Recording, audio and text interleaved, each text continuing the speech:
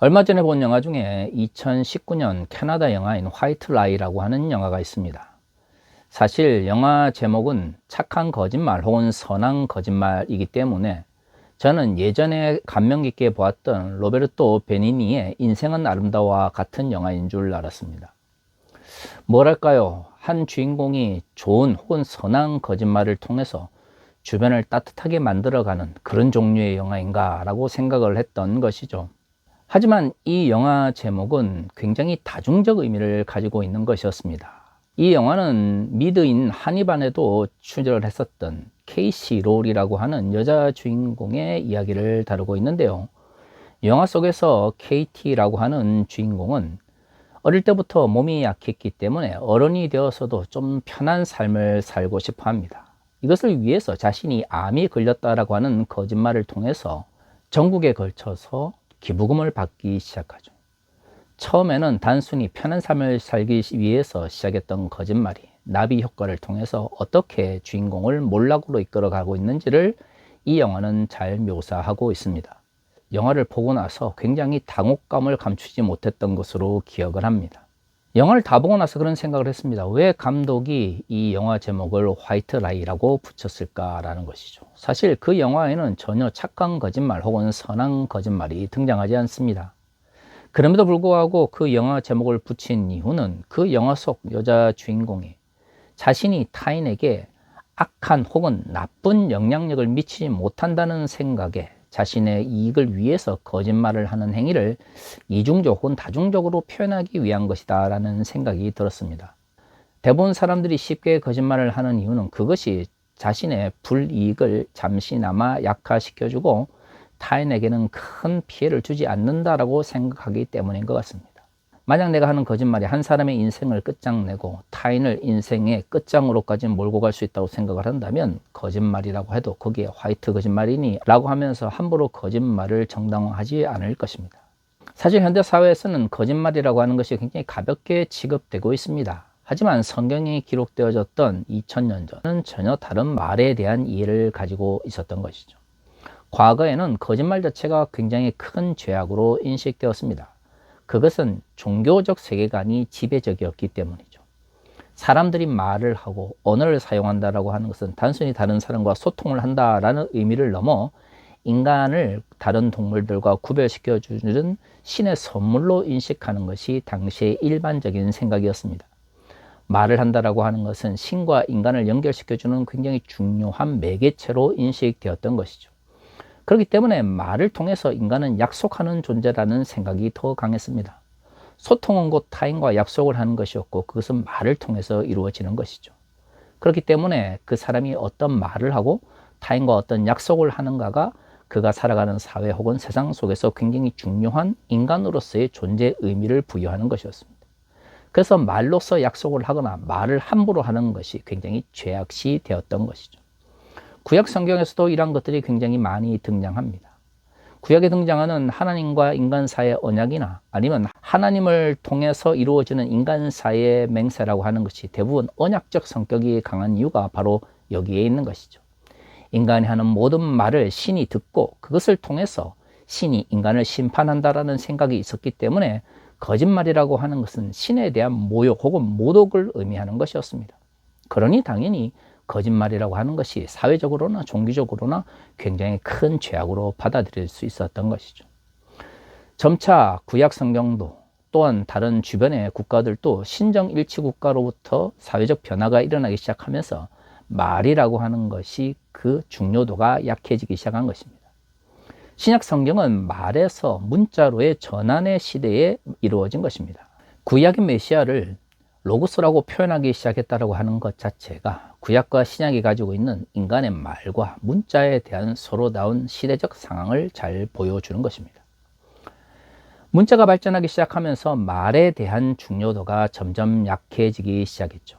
특히 법적인 인간의 권리를 중요하게 생각했던 로마 문화 속에서는 인간의 약속을 말하는 그 말보다 어떤 문서와 문자를 통해서 그 약속을 증명하느냐가 더 중요해졌습니다. 이후에 서구 사회의 발전에 있어서 로마 문화의 영향력이라고 하는 것을 무시할 수 없다는 걸 생각을 한다면 로마 제국 이후부터 본격적으로 말보다 인간의 문자 혹은 문서가 더 중요한 의미를 가지기 시작했던 것이죠. 근대사회 등장 이후 중요한 것은 어떤 약속을 보증해 주기 위해서는 그 사람이 어떤 말을 했느냐보다 어떤 문서를 작성해서 거기에 사인을 했느냐가 더 중요해진 것이죠. 그런 문화는 오늘날 21세기에도 여전히 유지되고 있습니다. 그러다 보니 요즘에는 영미권에서 화이트 라이와 같은 말들이 가볍게 사용되어지고 있는 것이죠. 하지만 거짓말은 그것이 어떤 의도로 이루어지든 간에 타인과의 관계를 무너뜨릴 수 있기 때문에 항상 조심해야 합니다. 아무리 문자나 문서가 중요한 시대를 살아간다 할지라도 기본적으로 인간 안의 인격은 말을 통해서 표현되어지고, 인간은 다른 사람을 평가하거나 다른 사람에 대해서 생각할 때 그 사람이 어떤 말을 했는지를 더 중요하게 생각하는 것이죠. 하지만 그리스도인들에게서 중요한 것은 그가 한 말만큼이나 그가 어떤 삶을 살아가고 있느냐가 중요합니다. 사실 신약 성서에는 인간의 언어에 대한 중요성이 많이 강조되어 있지만 그 언어 자체만 강조하는 경우는 별로 없습니다. 성경에 기록되어 있는 대부분 그리스도인들의 말은 그들의 삶의 문제와 연결되어 있는 것이죠. 사실 그렇습니다. 그리스도인들은 세상 사람들이 알지 못하는 진리를 전한다라고 스스로 생각을 합니다. 대부분은 하나님께서 살아계시다라고 고백하고 그분께서 우리를 위하여 메시아고 구원자로서 예수 그리스도를 보냈다라고 말하죠. 예수 그리스도의 하나님 나라의 선포를 통해서 우리는 진리를 알게 되었고 우리는 그 진리대로 살아가도록 부름을 받았다라고 하는 것이 일반적인 기독교적 가르침의 기본입니다. 그렇다면 기독교의 출발점은 결국 보이지 않는 하나님에 대한 믿음, 그리고 2000년 전 메시아로 이 땅에 오신 예수 그리스도에 대한 고백이 주를 이루는 것이죠. 어떻든 지금 우리가 살아가는 21세기에 그 두 분은 눈으로 보이지 않습니다. 그렇다면 눈에 보이지 않는 그분들의 신앙의 대상으로는 그리스도인들은 어떻게 믿지 않는 사람들에게 신뢰를 줄 수 있을까요? 1차적으로는 그들이 진실된 말을 한다라는 것을 통해서 그 사람들에게 신뢰를 줄 수 있겠죠. 하지만 말은 어떻게 타인에게 신뢰를 주게 됩니까? 그렇습니다. 그 말에 합당한 삶을 살아갈 때, 즉 행위가 나타날 때에 비로소 믿지 않는 사람들은 믿는 사람들의 말을 신뢰할 수 있게 되는 것이죠. 이런 관점에서 볼 때 그리스도인들의 말은 결국 그리스도인들의 삶 혹은 행위의 문제와 밀접한 상관관계를 가질 수밖에 없습니다. 우리가 이 땅 위에서 복음을 전하기 위해서 노력을 합니다. 하지만 우리가 그 신앙을 가지기 전에는 결국 다른 사람이 어떤 말을 하느냐가 아니라 그가 어떤 삶을 살아가는를 통해서 그가 하는 말이 진실한지를 알게 되는 것이죠. 다시 말해 우리가 복음을 전할 때 궁극적으로는 예수께서 선포하신 말씀을 통해서 또한 그 말씀을 믿는 믿음을 통해서 구원을 얻고 또한 그리스도인이 되지만 그 말을 진리로 혹은 진실로 받아들이게 될 때 가장 중요한 것은 그 말을 전하는 사람들의 행위라는 것을 알 수가 있는 것입니다. 그러므로 복음을 전하는 자들이 단순히 복음을 전파한다라는 생각만 가지고 복음을 전한다면 그것은 복음의 본질적인 요소를 잊어버리게 되는 것이죠. 정말로 예수 그리스도의 복음을 전하기를 원한다면 그가 하는 말만큼이나 그 말에 합당한 삶 혹은 행위가 따라야 하는 것입니다. 그것은 21세기를 살아간 우리 그리스도인들이나 2000년 전 예수 그리스도의 복음을 전했던 사도들의 삶이나 크게 다르지가 않습니다.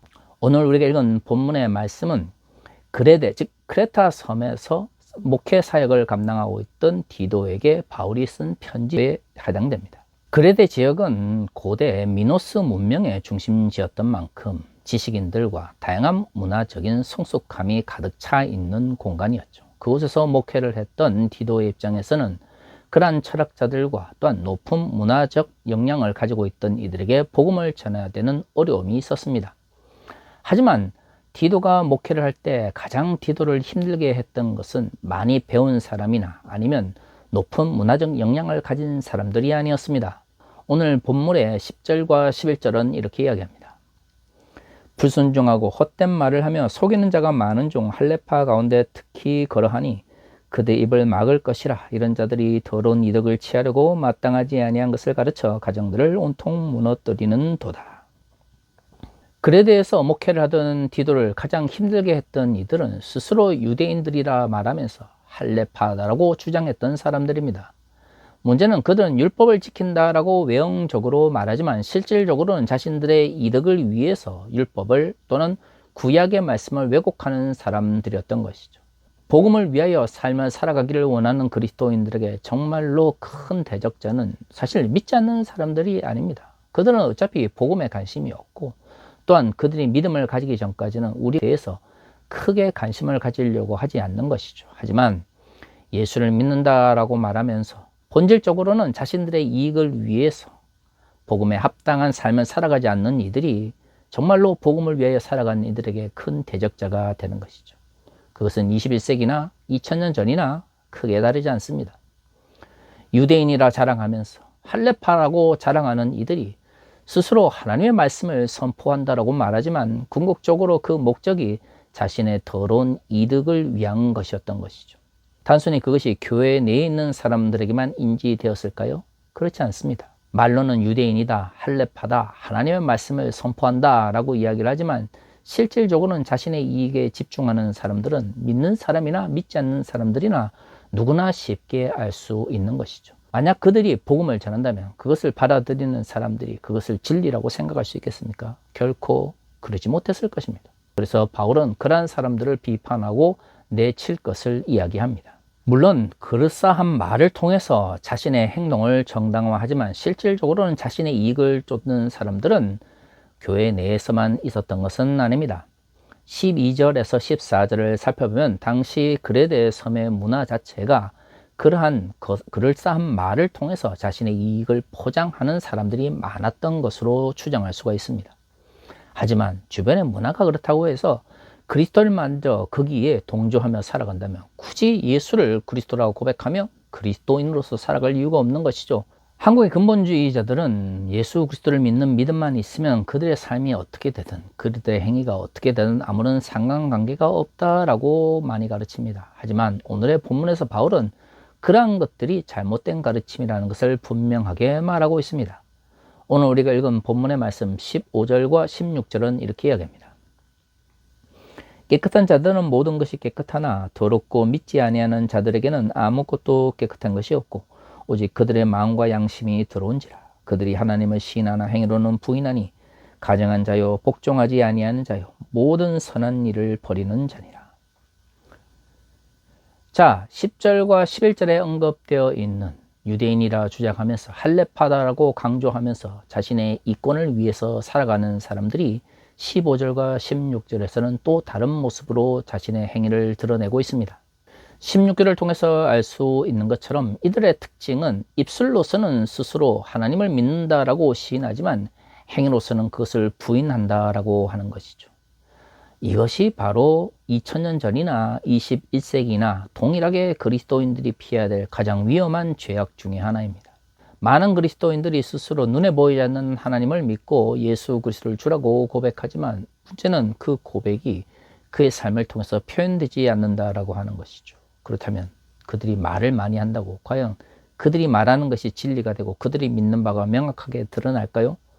바울은 그것이 아니다라고 분명하게 말하고 있습니다. 정말로 우리가 고백하고 우리가 전하는 것을 믿고 정말 신뢰한다면 그렇다면 그것이 우리의 삶을 통해서 나타나야 하는 것이죠.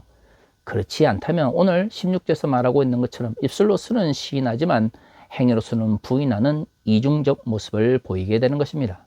그런 사람들이 궁극적으로 강조하는 것은 무엇입니까? 선한 일은 아무런 필요가 없고 그저 믿기만 하면 된다. 입술로서만 그것을 잘 고백하면 된다라고 하는 것입니다.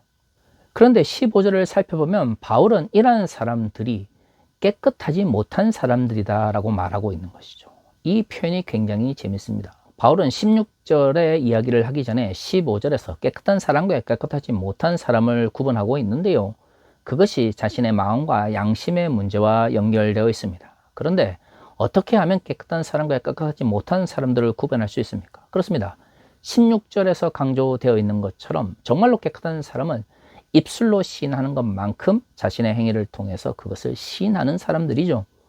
그러지 아니한 사람들이 바로 깨끗하지 아니한 사람들입니다. 그들은 마음과 양심이 부정한 사람들인 것이고 결국 그렇기 때문에 선한 일을 하지 못하는 것이죠. 종종 한국의 기독교 근본주의자들은 15절과 16절을 서로 분리된 말씀으로 이해합니다. 하지만 15절과 16절은 서로 연결되어 있고요. 그것은 10절과 11절에 기록되어 있는 일들과 서로 연결되어 있는 것입니다. 사실 한국교회에서 가장 큰 문제는 무엇입니까? 물론 다양한 문제가 있을 것입니다. 하지만 오늘날 한국교회가 시민사회 영역으로부터, 아니 한국사회 전반으로부터 불신을 받고 있는 가장 큰 이유는 그들이 말하는 진리대로 살아가고 있지 않다는 것입니다. 오늘 바울의 표현대로 말하면 입술로서는 스스로를 진리를 믿는다라고 시인할지 모르겠지만 그들의 삶과 행위를 통해서는 그것을 부인하고 있는 사람들이죠. 사실 그렇습니다. 저도 독일에서 박사과정을 하면서 공부를 참 열심히 했습니다만은 예수 그리스도에 대해서 얼마만큼 학문적으로 알면 우리가 예수 그리스도의 삶을 더 많이 닮아갈 수 있겠습니까? 저는 성경에 대한 지식이 많다라고 하는 것이 곧 예수 그리스도를 많이 닮아간다라고 결코 생각하지 않습니다. 하지만 한 가지 확실한 것은 그가 말하고 그가 주장하는 것만큼 노력의 삶이 있어야 한다라고 하는 것이죠. 그것이 없이는 그 어떤 경우에도 예수 그리스도의 말씀이 진리라고 하는 것을 믿지 않는 이들에게 전달할 수 없습니다. 제가 여러 번 길거리에서 무례하게 복음을 전하는 사람들에서 비판했던 이유가 그것입니다. 정말로 그들의 믿는 바를 전하고 싶다면 단순히 입술로서만 외치는 것이 아니라 그들의 삶을 통해서 그들의 믿는 바를 보여줘야 됩니다. 바울은 복음을 열심히 전한다의 방점이 있는 것이 아니라 그들이 정하는 그 복음대로 살아가는 그리스도의 삶에 대해서 이야기하고 있는 것이죠. 그렇게 삶을 살아가는 이들이 복음을 전하는 것이 바울이 말하고 있는 복음 전파의 본질적인 모습입니다. 하지만 어느 순간부터 그리스도인들의 삶과 그리스도인들의 말이 분리되기 시작한 것이죠. 특히 한국의 기독교 근본주의 교회 내에서 이러한 것들은 굉장히 심화되고 있습니다. 앞에서도 언급했던 선한 거짓말 혹은 착한 거짓말이라고 하는 것이 원래는 타인을 위해서 하는 거짓말을 또한 좋은 말로 표현하는 것이죠. 하지만 모든 거짓말에는 나비 효과가 따를 수밖에 없습니다. 내가 어떤 거짓말을 해서 그것이 타인에게 도움이 된다 생각할 수 있지만 때로는 타인에게 도움이 된다고 생각하는 그 거짓말이 궁극적으로는 자신의 이해관계에 따라 혹은 자신의 이권을 위해서 행해지는 것일 수도 있는 것이죠. 때로는 내가 타인을 위해서 했던 거짓말이 타인을 더 몰락의 길로 이끌 수도 있는 것이고요. 그렇다면 그리스도인들은 복음을 전하면서 스스로가 자신의 말과 자신의 행위가 분리되는 거짓말을 하고 있지 않은지 끊임없이 돌아봐야 합니다. 거짓말이라고 하는 것이 단순히 말로서 타인을 속이는 것이 아니라 내가 믿는다라고 말을 하면서도 그대로 살아가지 않는 건 역시도 거짓말이 될 수가 있기 때문이죠. 복음을 위해서 했다라고 하는 것은 착한 거짓말이라고 말할 수 없습니다. 그 어떤 경우에도 나의 말과 나의 삶이 분리되는 현상은 착한 거짓말이라고 하는 말로 정당화될 수 없는 것이죠. 그것은 거짓말일 뿐입니다. 오늘 한국교회의 가장 큰 문제는 바로 그것입니다.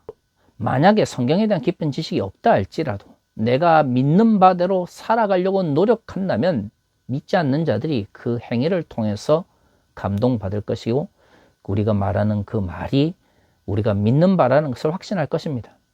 지금 당장은 교회로 혹은 복음을 신뢰하지 못한다 할지라도 그러한 사람들은 그 언젠가는 하나님께로 나올 수 있는 가능성이 열려져 있는 것이죠. 하지만 내가 아무리 복음을 열심히 전하고 널리 전한다 할지라도 내가 말하는 대로 살아가지 않는 모습을 믿지 않는 이들에게 보여준다면 궁극적으로는 복음은 거짓으로 인식될 것입니다. 한국교회 위기가 바로 여기에 있습니다. 믿는 대로 말하는 대로 살아가지 않는 그리스도인들, 그리고 그러한 그리스도인들을 정당화하려고 하는 교회. 그렇기 때문에 사회적 신뢰를 잊어버리게 된 것이고 그렇기 때문에 한국교회의 미래가 어둡다라고 말하는 것이죠. 한국교회가 새로워지기 위한 첫 번째 걸음, 아니 가장 본질적인 걸음은 무엇입니까? 그렇습니다. 내가 말하는 말을 실천하기 위하여 내가 말하는 대로 행위하기 위해서 노력하는 것입니다. 지금 당장은 그것이 믿지 않는 이들에게나 또한 그리스도인들에게 크게 다가오지 못한다 할지라도 내가 말하는 대로 살아가려고 노력한다면 궁극적으로는 하나님께서 우리의 삶을 통하여 하나님의 영광을 나타내실 것입니다. 그것이 믿음입니다. 지금 당장의 성과가 아니라 하나님께서 원하시는 방식대로 살아가다 보면 궁극적으로 하나님께서 우리의 삶을 통하여 하나님의 나라를 이룰 것이다 라고 하는 그 확신이 바로 성경이 말하고 있는 하나님을 향한 하나님 나라를 향한 믿음이 될 수가 있는 것이죠. 만약 제가 인천 새소망교회 구루민 성폭력 피해자들을 돕는다라고 말하면서 교단에서 저를 제명 출교하거나 아니면 저를 이단으로 몰아서 쫓아내려고 할 때 머리 숙이고 그들과 타협했다면 제가 그들을 돕는다라고, 그들을 도와야 된다라고 주장했던 그 말에 대해서 여러분들은 과연 신뢰할 수 있겠습니까? 그리스도인들은 말을 통해서가 아니라 그가 살아가는 삶의 모습, 행위를 통해서 그가 하는 말이 진실됨을, 그가 하는 말이 진심임을 전파해야 하는 것입니다. 그것이 아무리 어렵다 할지라도 그것이 우리에게 주어진 그리스도인으로서의 사명입니다. 사랑하는 성도 여러분, 한국 교회가 몰락의 위기에 있습니다. 어떻게 하면 새롭게 변화시킬 수 있을까요? 복잡하고 어렵고 아무도 감당할 수 없는 영웅으로서 혹은 궁극적으로 거대한 성령의 역사를 통해서 우리가 그것을 회복시킬 수 있을까요? 그 성령의 역사는 어떻게 나타나는 것일까요? 제가 생각하기에 그 성령의 역사는 우리가 말하고 주장하고 외치는 바대로 살아가려고 노력하는 그리스도인들의 삶을 통해서, 그러한 그리스도인들의 행위를 통해서 표현되어지고 실현되어질 수 있는 것입니다. 사랑하는 성도 여러분, 정말로 한국교회를 위기로부터 구해내고 싶다면 지금부터라도 우리가 외치고 우리가 주장하고 우리가 강조하는 대로 우리의 입술로서 시인하는 것만큼 우리의 삶과 우리의 행위를 통해서 시인할 수 있는 삶을 살고 노력하십시오. 그것이 한국 교회를 개혁하는 가장 본질적인 방법입니다. 다시 기도하겠습니다.